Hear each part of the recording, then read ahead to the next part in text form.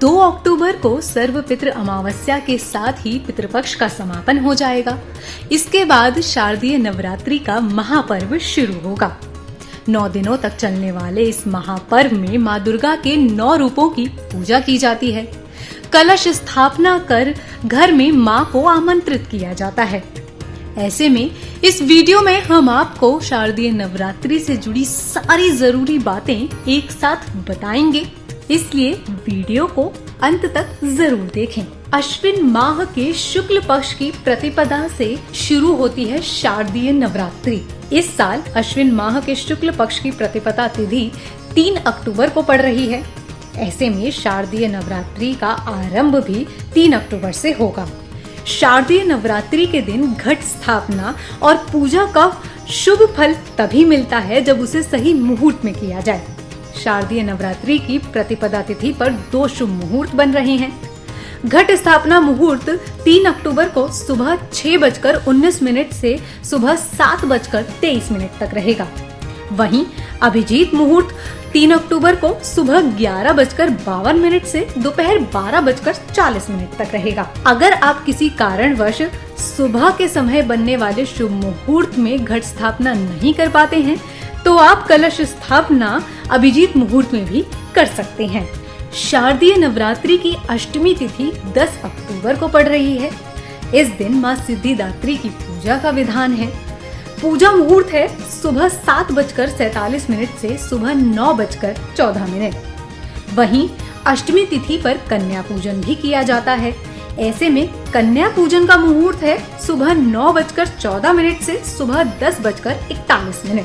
संधि पूजन का मुहूर्त है सुबह 11:42 से दोपहर 12:04।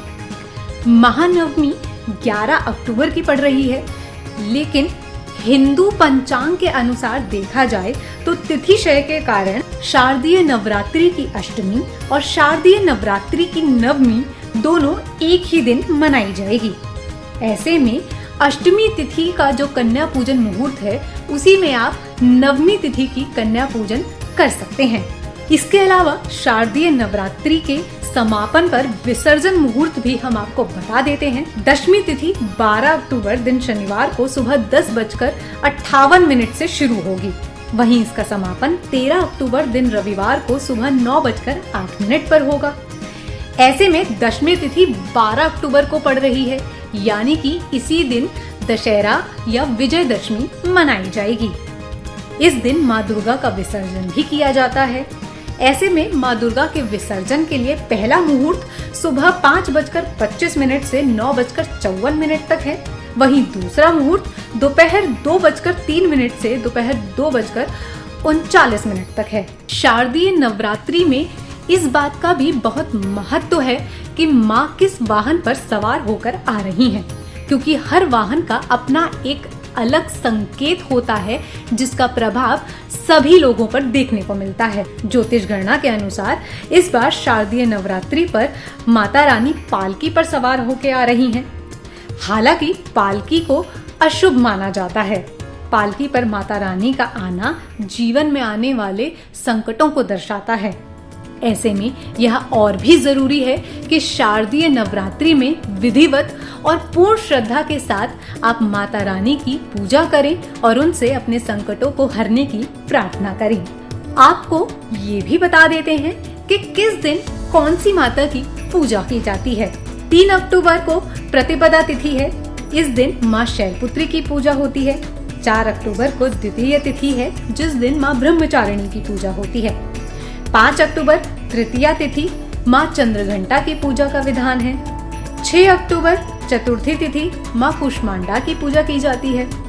7 अक्टूबर पंचमी तिथि माँ स्कंद माता की पूजा का विधान है।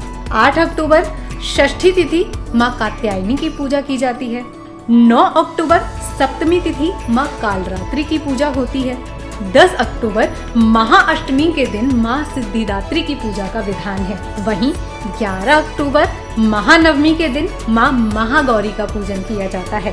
इसके बाद 12 अक्टूबर को दशमी तिथि पड़ती है, जिस दिन माँ दुर्गा का विसर्जन होता है, विजयादशमी मनाई जाती है और रावण दहन किया जाता है।